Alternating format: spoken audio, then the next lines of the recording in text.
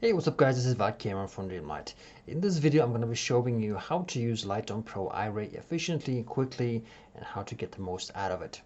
So first of all, you can see you can create some extraordinary renders using Lightroom Pro Iray. And I've put a lot of time into designing this to be as quick and easy as possible, and it uses a very different approach than most light sets you're used to. So I'm going to start off by showing you some other types of lights and some of the pitfalls when using those. So I'm going to start off by jump into Dash Studio and also show you a quick notepad here I've been preparing. So some of the downsides of using normal or standard Iray HDRI lighting. So there are no adjustments other than rotation and full intensity. So let me show you that inside Dash Studio. Alright, so in this example, I'm using, let me just go back here, Dimension Theory's Skies of Iridians, which is a set of pre-designed HDRI maps for Iray. By no means is this a bad product. It has a place in time. It's just it has some negative aspects which I want to put some light on. And one of them is it's kind of difficult to know what each map will do upon loading. Okay, you can click on these and it just loads a complete new set, and the sun comes from a particular angle and there is a sky and so forth. But the thing is, once you add it here, you have very little control over what's going on here. See, you cannot just say, hey, I want to have more sunlight. It's just not possible. You cannot just say, hey, I want to have less of the skylight and more intense sunlight. It's not possible to adjust. So what you do is you adjust pretty much everything. And for instance, you can just go say, hey, I want to have more of everything, or I want to have less of everything. That's pretty much what you can do as far as intensity goes, right? Now, you can also obviously rotate the entire dome, and you can do that with a dome rotation, right?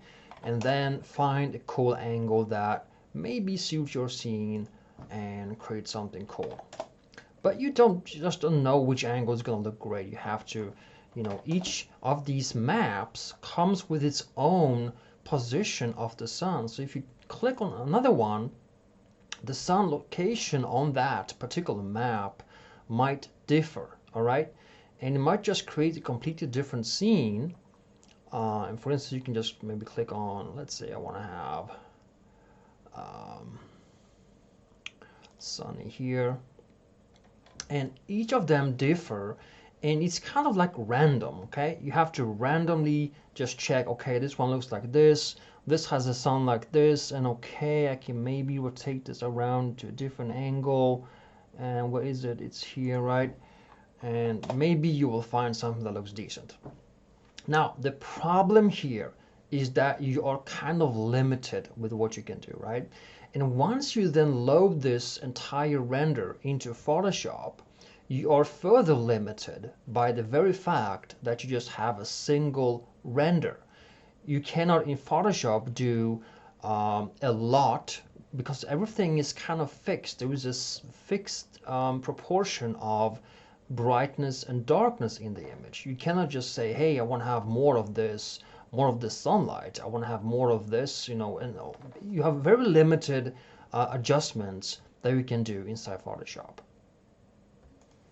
Now, of course, to a certain extent, you can adjust brightness, you can adjust dark levels and brightness and all that. So there are some adjustments, but they're very limited. Now, back to our list. So as I just said, you cannot adjust individual components, all right? You're kind of left with what's designed from start. Now, it also lacks fillers. So you need to, add an additional light to your scene. And what I mean with this is that, professional lighting is that you kind of direct the sun so it becomes the strong light source in your render. A little bit of lighting lesson here, right? You kind of want to rotate it so that it becomes a little bit more intense on your character, on the environment, and projects strong lighting from the side or back. And then you want to kind of match that or accent from the front with a so-called filler, and it's missing right here, right? It's not available. So you gotta go in here and add a spotlight and really adjust it and aim it and, you know, make it fit. And so it's a lot of work, right? So, and still you end up having this single render, right? So you're still within the same limitations. Now let's go back to our list. So let's move on to the next way of lighting. This is just what I said. Once you reach Photoshop, you only have one image to adjust, right? Now, the downsides of using the built-in Iray global lighting. There's another way of lighting.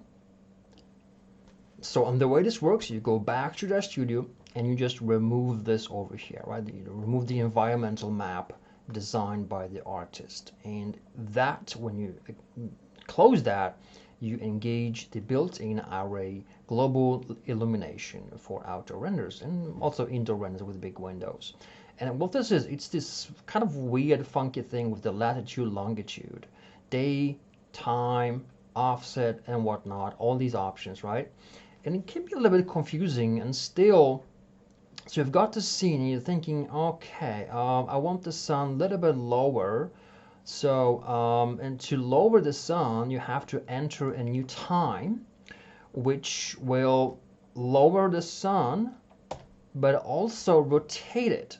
Because as the sun sets in reality, in the real world, it also orbits around the Earth, or vice versa, the Earth orbits the sun, right? But we kind of feel that the sun is moving, although we are moving along. Anyway, so you can lower the sun, but as you do that, you also rotate it. So it's kind of like, okay, so I have to counter now the rotation occurring. So I had to go back and, what is it? Again, I'm searching all these options. It's a gazillion options, right? Let me write this down. What we are experiencing here. Lots of confusing adjustments, right? Difficult to get the desired effect and position of the sunlight. Because it is.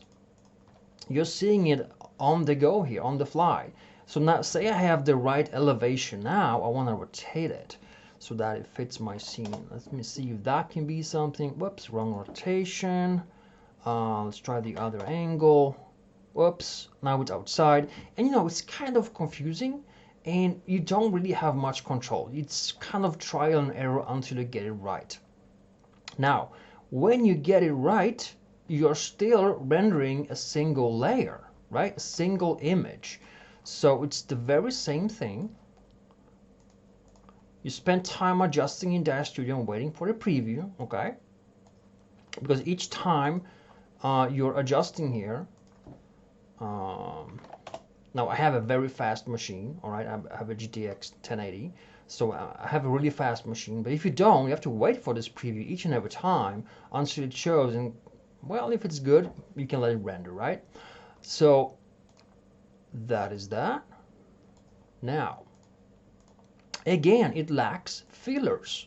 So you still need to add additional light. So again, the way professional lighting works, you're gonna place the strong sunlight, in this case the sunlight, right, from the back or from the side. Now, you do that, okay?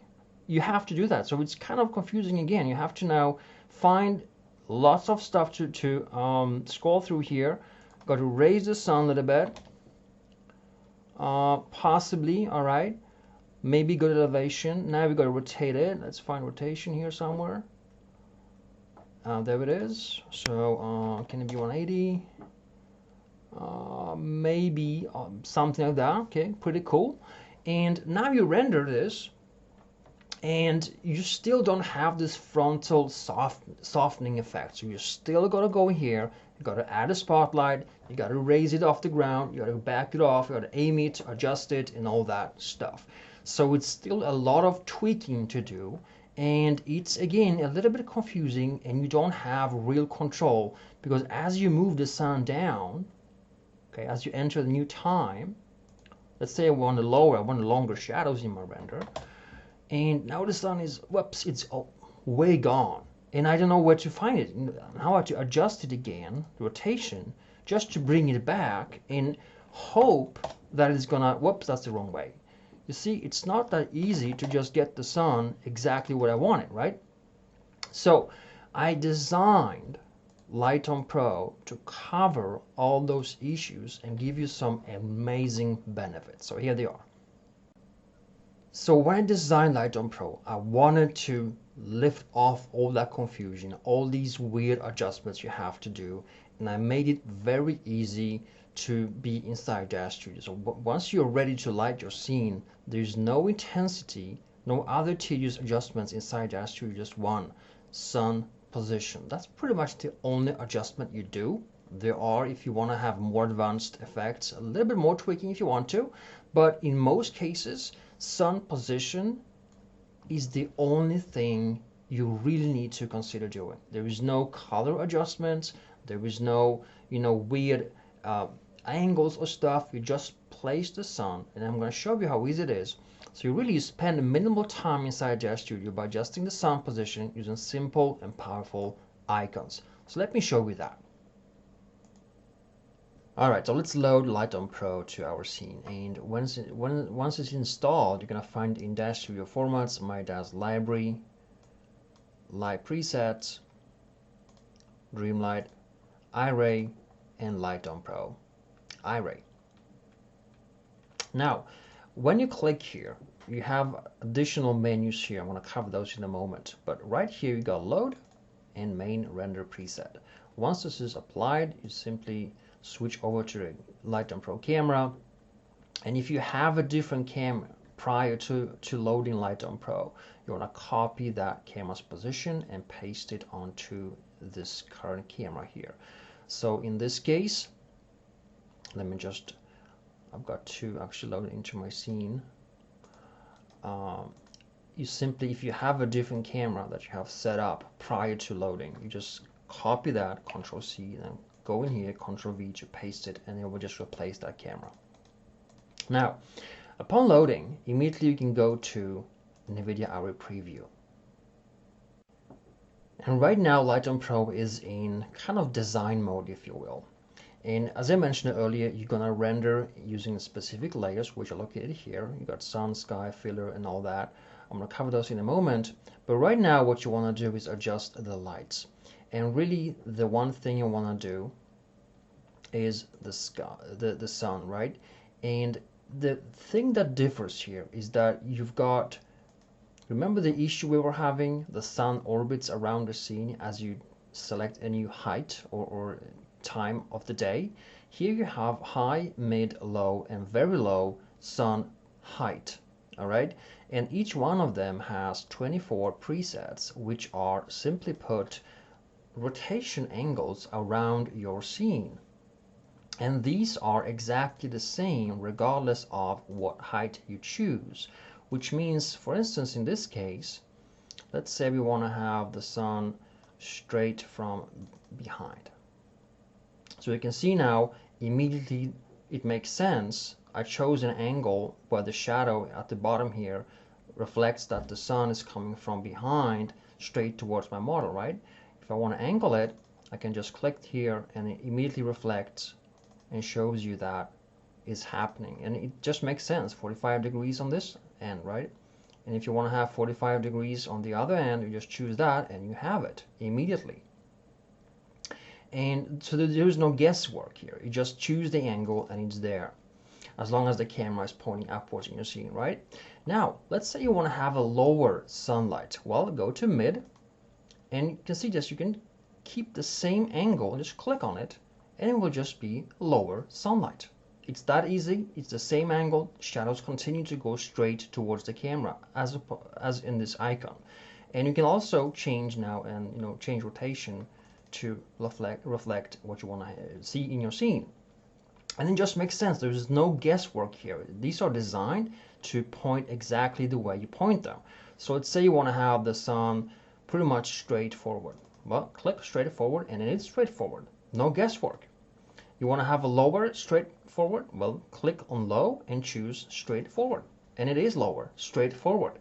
So there is no guessing here, no confusing, right? And you don't have a gazillion options to choose from. It's just that easy. You even have very low, like kind of almost like sunset. So it's that easy, guys. Now, let me just reset this back. So you have a reset button in case you just mess things up. Just click there and it's completely back to where you started. Now, as I said, Lightroom Pro Iray differs. It doesn't, I don't want you to render this image as is. I want you to render in layers for all the benefits inside Photoshop, like live adjustments and all that. And really incredible control, because I'm going to show you right now. So let's go ahead and render a few layers, all right?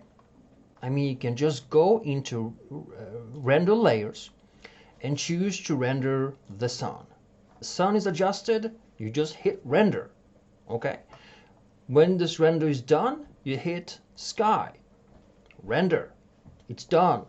When you want to add this filler from the camera so that it fills out extra lighting from the front, you hit filler and you render that layer and it's done. No adjustments necessary. Now, it has a filler parented to it, so it's already pre-calibrated for any scene whatsoever, both indoors and outdoors. But for now, don't worry about it, just hit render and you're done. So this is another layer. Now, if you have some additional lights, like your own spotlight, if you want to have that, you can create a custom layer. That's okay. Now, say you want to render the mask of the sky because you want to adjust the sky individually. Maybe you want to replace the sky, add some clouds or whatever. You can do that. So go ahead and click on the mask. And it says filter must be off. So go ahead, turn off the filler, ready. Now, what happens when you render this now, it goes very quickly, is that you end up having a mask of your sky. And masks can be created for different, objects. Some masks can be of the sky, as you can see as of now. They render just in a few seconds. You can also render a mask for your character. For instance, the Charlene character I have in my scene. So what I can do, I can remove the entire set, just remove it and hit render. That would just create another layer, another mask, so to speak. In this case, a mask of Charlene. All right, again, renders in seconds. Now we can go back and say, hey, I want to have a mask of Charlene and the bridge she's standing on. Maybe you want to add some kind of cool fog effect behind. So you simply click on the bridge, all right? And the bridge has here is a prop within the prop, so to speak. So I'm going to just unparent it from the scene. Then I'm going to remove all the props, right click remove and hit render. Again, see how quickly this is? It's very straightforward. It's very logically created so that everything just flows naturally. You create one render after another, follow a certain path, and you're going to create these layers very, very quickly. Now, this creates a mask of the bridge and Charlene so that we can add the fog effect. I'm going to show you that. The fog effect, you're going to get that within the package. It's very, very easy to do inside Photoshop. And usually it takes a while for Iray to initiate, but then once it starts rendering, it just goes really quickly. So now we have a mask of that. Very quickly, go back. Now, let's say, hey, I want to have some of those cool rim lighting effects. It's like you kind of have, let me first undo the deletion of the scene. It's like you have those cool, if you take a look at this package, when I created this scene, I had this awesome rim light effect going around her here on both sides, right? It kind of makes her stand out of the background so that she kind of pops and doesn't blend within the image. So this is a rim light effect, and you can easily create it by simply hitting rim light. You click on it, go to preview, and take a look at how it looks like. Now, this is the rim light preview, and normally when you do rim light effects, you don't want to have the props included. You just add them on your character. You can add them to the entire scene or other elements, but usually you just add them to one character or a group of characters to make them, to isolate them from the background, right? So you remove all the other stuff from the scene and you simply work now with this particular layer. So, and in any case you feel it's a little bit too dark, well, go to render intensity and just adjust accordingly. Normally it's at 100, and maybe you want to do to 100 on this one, so it's a little bit more intense, or 300, or whatever, 400, right? So just feel it punches the scene. But don't worry so much about intensity, because really you do that inside Photoshop, right? So your kind of goal is here to make them look decent and have enough light to work with. Don't make them too dark, but usually they can just pre-calibrate to work off the bat, okay? So now, and as you click on these icons, you quickly see how easy it is to rotate along her. And you know exactly where the light is going to be, because that's how it is designed, okay? It's designed to come from the side. Now say you want to have a little bit lower, so you click on mid, and you get the exact same angles.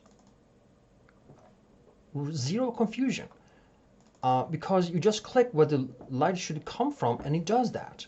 As you lower it, now let's lower it very low, and say, hey, I want the same angles, where you get the same angles.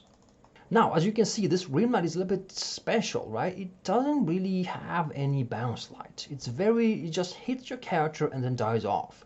And it's designed to do that. And when you're done setting this, you can either render one rim light or two rim lights, maybe one from the left, one from the right, or you can set one that's a little bit wider. Maybe you can go into adjust sun and say, hey, I want to cover a little bit more ground, so do a bit wider. It's the more wider is the bigger it is, so the more intense it is. So as you increase that width or softness, it says affects intensity, so you might maybe need to readjust that down a little bit, but it's nothing difficult. And really, when you're done with that, all you need to do is adjust the, now that we have the more wider, wider sun, you can go for a single angle, and that will now cover the entire character from one side. Excuse me. All right. So now you're covering both left and right at the same time. But as you can see, right now we have the sun engaged and sun bounces off. So we want to do the rim light effect. Click on rim light. That's how easy it is. So I made this very, very straightforward. I made this with this particular flow in mind, that you don't really worry about the end result. You just do this straightforward. Sun, sky, filler, mask, rim light. That's it. There is nothing else to it. You don't worry so much about how it looks, because you got to trust the process. I've been doing this for a very, very long time. So I know how the layers should be adjusted, how they should be rendered. And I know that when you blend it, it just looks great. And you gotta just follow the simple rule. Use the strong light from the side or back, and it's always gonna be awesome. So having that said, let's jump into Photoshop, and I'm gonna just show you how easy and quick and how much fun you can have inside Photoshop, all right? And so just prior to going to Photoshop, it goes without saying, but I still wanna mention it, that after each layer is completed, you want to save the render. And in most cases, when you're doing the full layers like filler, sky, or sun, or rim light, you want to save them as BMP. So in here at the very bottom, you would choose BMP format and just choose your file name. Now, if you're saving masks like of the sky or of your objects, those you want to save as PNG files instead. As you can see here, the mask I've been saving in PNG format, right? Those will preserve the transparency. And that's basically it. So let's move on to Photoshop. All right, so while loading Photoshop, just a quick recap. You render pre-adjusted layers directly with no or minimal adjustments. As you saw, I'm not just talking, I'm showing you that this is how this is designed. So you can render full layers, which are, for instance, the sky, sun, filler, or rim light, which I just showed you, and also control layers, such as the mask, which I also show you for how it's done, right? And all these the masks are for isolating your sky or any objects for maximum control inside Photoshop. Now, which I'm just about to show you, you're gonna experience full creativity with live adjustments inside Photoshop. And this is how I designed this to be. I want you to spend time inside Photoshop. By the way, you can also load this in the GIMP. It works in the GIMP as well. Now you can control the entire image, since you can readjust any individual component. So there's no need to re-render and wait, re-render and wait. You just simply, you don't wait for the preview. You just render the layers all the way there as they are designed. You just follow the simple procedure I've just showed you, and it's gonna be awesome each and every time. So this is exactly how I design all the promo images you've been watching at, right? Now, the Venice scene has all in all 1, 2, 3, 4, 5, 6, 7, 8, 9, 10, 11 layers. And in most cases, you don't need to have that many. I just wanted to provide some additional things, which I want to cover in depth in upcoming videos. So I'm not going to cover everything in this particular video, but there are things you can do to add additional control, like render a filler only on the lady, as you can see here, right? I didn't cover that in the previous video. I also rendered a mask of the girl only here, and some additional masks. And most of this you don't need. This is just a kind of, if you want to go really nuts and have really fun in Photoshop, you can do that, right? And it kind of invokes that kind of behavior. That's, hey, what kind of additional layer can I do here? Just to have a little bit more fun inside Photoshop. And what I want to do is show you how to combine the main full layers. So you don't start by adding these layers. These are control layers, right? The black and white ones are control layers. We don't add those. So what we want to do is simply hold control on the PC, and it's going to be command on the Mac, and simply hold down control and left click on all the layers you want to add and combine. So we're going to add all the rim lights. At this point, I don't know which is going to be the best one, so I'm just adding this, right? There's 1, 2, 3, 4, 5, 6, 7 main layers. Masks are not main layers, they are control layers. So I'm adding them, loading them straight in. All right.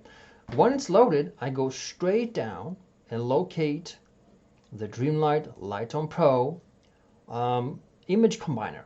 And also we can have a glow effect. I'm going to show that in a moment.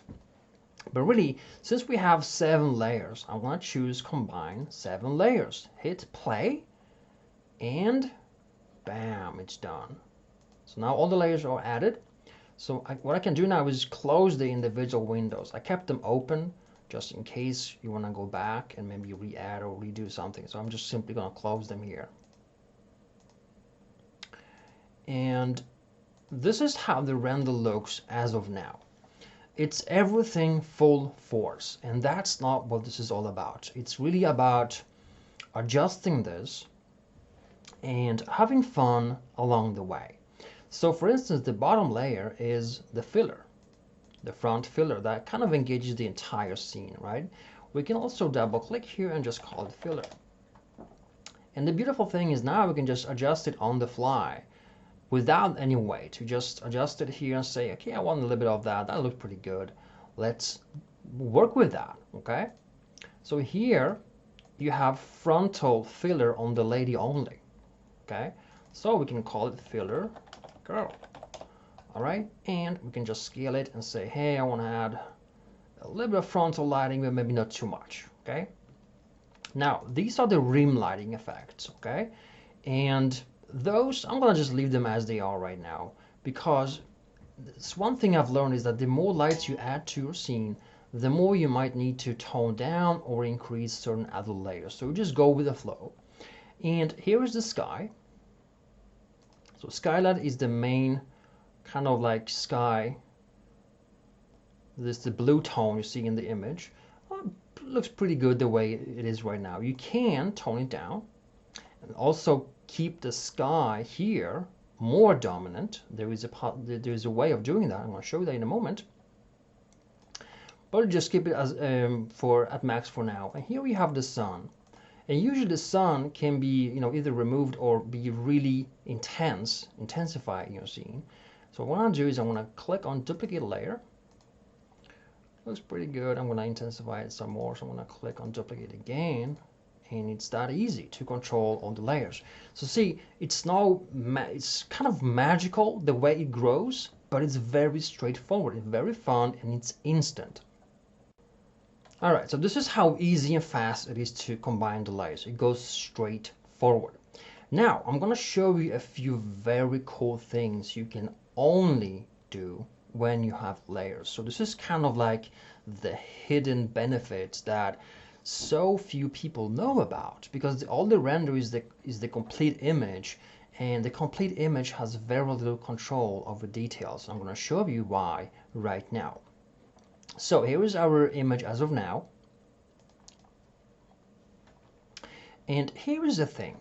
On her skirt, there is a little bit of sharp shadowing going on, and that comes from the sun layer only, okay? That's the only layer that creates this effect. Now, if we isolate this layer, just take a look at it, we see that it comes really down to this area over here. And what's so beautiful about layers is that you can now, because it's only the only layer we are playing with is the sunlight, okay? So what we can do is really pick a black brush. Let's go to that layer and let's choose a size and pretty soft and opacity 50, okay? And what I'm going to do now is I'm going to zoom in on the skirt. All right, and simply paint it away. So I'm painting away that shadowy effect that didn't work out on the skirt. Now, what happens here, I can do the same thing on the other layers, or just copy them, and same thing on this top layer over here.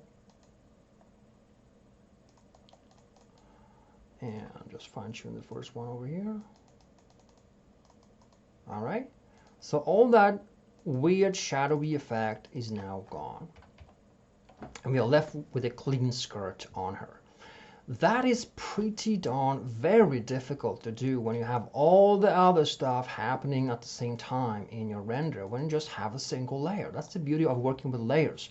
You can just say, hey, okay, I see the skylight affects my render like this. This is what the skylight does, okay? It affects my render and hits this building over on the right side, but I want to tone it down really on the right side. Let's just pretend we want to do that. So we add a mask to it. We switch over to gradient, use black and white, and simply fade away the sky down here in the lower right corner. What this now does, it takes away the sky component on the right side of the image. Maybe there is a particular prop there we want to tone down, or a specific area we don't want to expose as much. So see, you have individual control per layer, and what this means is that you can do your adjustments in a much cleaner way, because it's only affecting this particular layer, the sky. It's not affecting the sun, which means there is still data in here that you can work with. There's still data here you can work with, right? So we can also remove this if it's not needed, delete. Now, let me show you how we can control the sky. Now let's load the control masks, okay? These I didn't add from the start. So here they are. One of them is this one, okay? We have this, the bridge and the girl. We also have the mask of the city, of the sky, and we have the girl isolated here if you want to. So these are additional kind of control masks, if you will.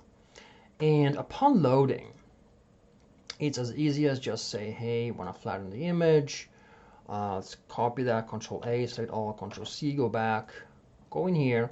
Now I'm going to do a cool thing. I'm going to copy and duplicate the sky layer.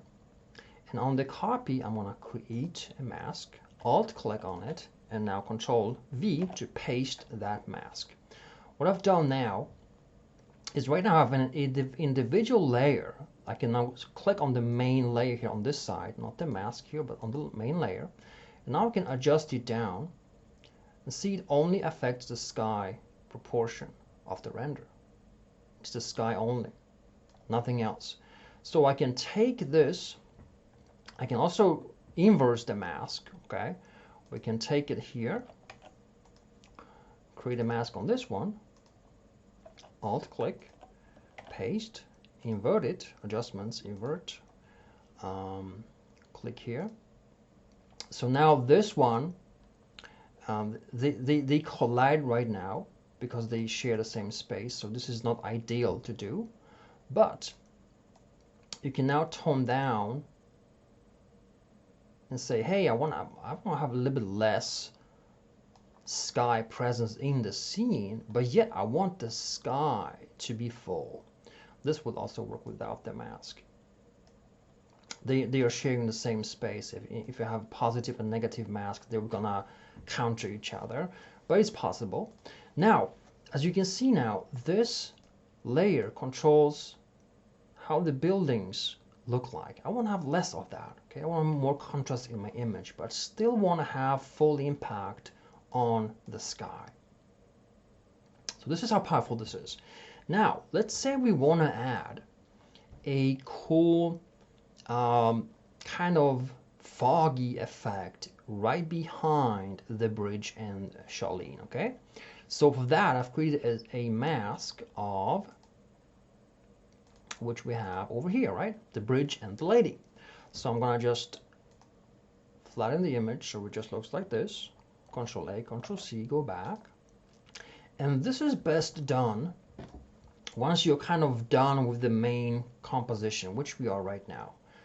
At that stage, you wanna flatten the entire image and you have the final image ready right in front of you. Now you make a copy. All right, on the copy, we're gonna create, you're gonna have this very image in your arsenal, so it's in a folder you can load. I just haven't packed it yet, but really you're gonna get an image which I used for the fog as you're building it. So right now you can see I have a fog layer here, and it's placed behind her and the bridge. Okay, so I'm gonna copy that fog layer and just show you how it looks, because upon loading it, it looks like this. This is what you're normally facing when you are adding a fog layer like this. And you want to blend it, using screen, but then again, it's in front of your character. Okay, right now it's in front of, we want to place this behind. So what we're gonna do is simply put, add that mask of the bridge and the lady, go back, create the mask here, alt click on it, Control V to paste it, and then go back. So now we have placed the mask on that layer, so we are filtering her from the cloud, from the fog. Now if you disable this one, the lock here, you can now move the cloud, just hold Control or Command on your Mac, and now this fog layer is entirely behind. You can move it, stretch it, rotate it, whatever you want to, and place it where it just makes sense. Does it make sense, right? So at this stage, there is a little bit more stuff you can do. You can, for instance, if you're ready with this mix, with this additional fog effect, you can finalize it, flatten the image, and go and add the glow effect. Just hit on play and it's added. So the fog effect has 3 layers. One is the kind of very bright, very large glowy effect that kind of bleeds onto the buildings. Then you have a little bit smaller one, and then you have the very kind of more narrow here at the bottom. I can just adjust them. And the thing is, why I did this is I found the built-in glow effect, instead also called bloom, very weird inside Iray, I have to tell you. It's like it kind of destroys the image, makes it fuzzy at times, blurry, it's difficult to set, you don't know how it works. So I found it's a lot easier and better to just add it over here, right? Now, at this stage, when you're done with adjusting of the glow, all you do is click flatten image, and you add one more thing, which is the built-in camera raw filter. And pretty much all you're gonna do now, let me just squeeze this into the view real quick. So all we're gonna do is just add a bit more color, warm a tint. You can play with exposure if you wanna. Just adjust it a little bit more if you want to have more punch in the image. And I usually just add a little bit of clarity, not too much, just a little bit.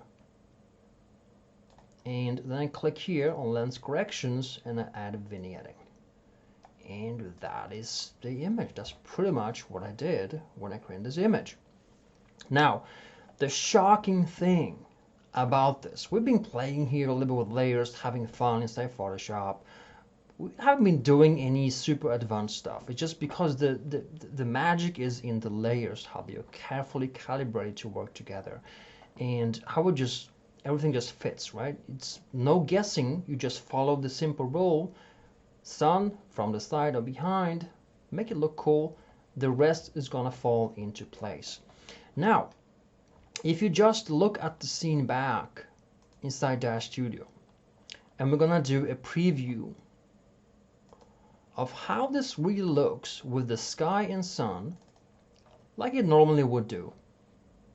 So this is how a render looks like straight from Dash Studio. And remember, this is a single layer. You don't have the same control. It's much more difficult to control things happening in your render because everything is combined. And here is how the render looks like in Photoshop. It's how much fun, how much we have added. And remember, you decide just how intense things are. If you don't like the way I'm mixing and matching this so that it looks very very intense and polished, then by all means use a different approach, right? And same in the pool render. I played with similar layers. I had feelers, rim lights, sun, sky, and that's pretty much it. A few masks. And the thing is, it's the same process.